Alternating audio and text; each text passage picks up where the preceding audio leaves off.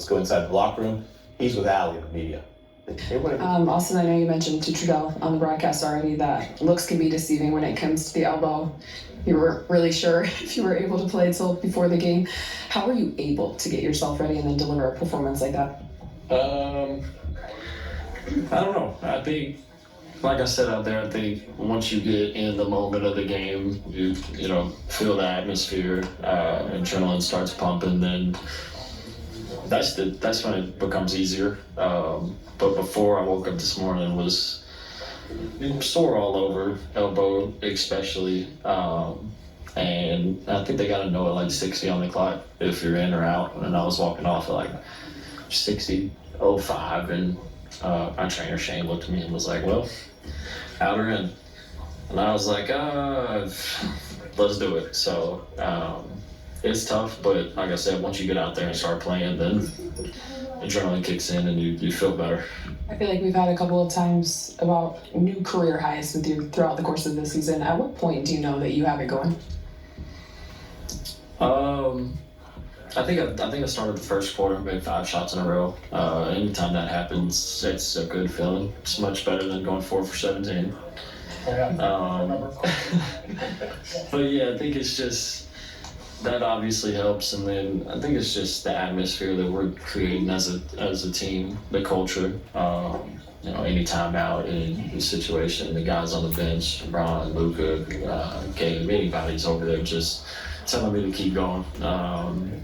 And that's what I try to do. Just try to go out there and win a game.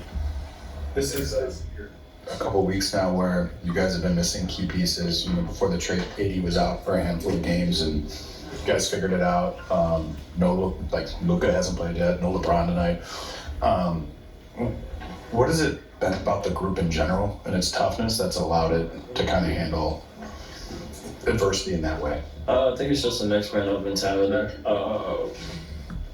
We've had a lot of guys, injured, out of the rotation that are key pieces to what we're doing right now.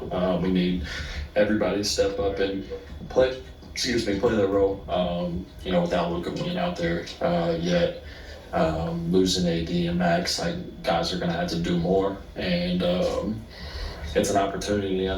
It's an opportunity, and I feel like everybody looks at it like that, to go out there and put their imprint on the game. And I spoke about it on the floor with Trudell. It was just, Gabe and Vando bring such a special dynamic to our team, a toughness, play the game the right way, that I feel like we've missed in the past couple years. So big shout out to those two guys. And then Goody tonight hasn't played at all on this team, and closes the game for us. That's when you got a good player that knows the game, knows how to play the right way. I know this organization has meant to you as a kid, as a Kobe fan. The list of players that have had 45, 7, and 7 for the Lakers is Elgin. Jerry West, Magic Johnson, Kobe Bryant, LeBron James, and now you. I don't know what you want me to say.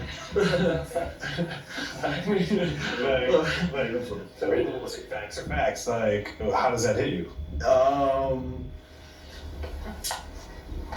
I don't know. I feel like there's a couple out there since I've been here that, once you see, it's like, kind of like what the heck, like. You scored 45 points. You can say it if you want. No, I don't want to get fined or anything. But it's just, it's surreal because, like you said, I grew up a Kobe fan, huge Kobe fan, so I was automatically a Laker fan. So just to be able to, put the uniform on and go out there and compete, and then, like I said, to have a couple of those, games to where, my name's in with those guys is special. Something that I won't take for granted, but I don't really. Looks weird when you see my name up there. Along those lines, so you are the 19th player in the 80-year history of the NBA to be undrafted and score 40. And how much of that part of your journey do you recognize that it represents something to your fans? Like the bigger meaning of don't be counted out. You can get it to the most prestigious league in the world, be a lottery winner. Yeah, I mean, I've spoken on this a million times. Just, the path that I took is not conventional. There's probably only a handful of people that thought I would be in this position, if any, and it wasn't really the popular thing to do to continue to chase my dream. I didn't really do anything in high school but go to the gym, don't party, don't drink, or anything like that. I kind of just stuck to basketball and chose that route. I had teachers in high school telling me I needed to figure out a plan B because, plan A wasn't going to work. Like, I've been told that a million times, and I maybe wasn't smart enough to understand that, because it's a very small percentage that makes it to this level. So I was probably naive when they were telling me that, and was like, screw y'all, like, I'm gonna figure it out. And it's just, if I can inspire kids that's in my situation to continue to chase their dreams, whatever it is, just do it, regardless of what anybody thinks of you. Last question here for Austin, and Jackson is ready if anybody wants to go over and start with Jackson. A year ago, you guys go into Boston without LeBron and AD and you win. This, from an outsider looking in, felt like a similar thing. Mentally, emotionally, did it feel the same when LeBron's out, you're missing now Luka, that you have to step up mentally, emotionally? Not necessarily with doing more. I think I've just got to be a better leader, get us in whatever we need to be in. Tonight it was me. They coming to talk to you in a second. Tonight it was obviously me scoring, but if it's someone else, then that's my job. Increases to help us get there, and it did have a similar feeling because it's like I bet not a lot of people thought that we would win this game. That's a team that's been playing really well. They got really good players. The pace that they play at super fast.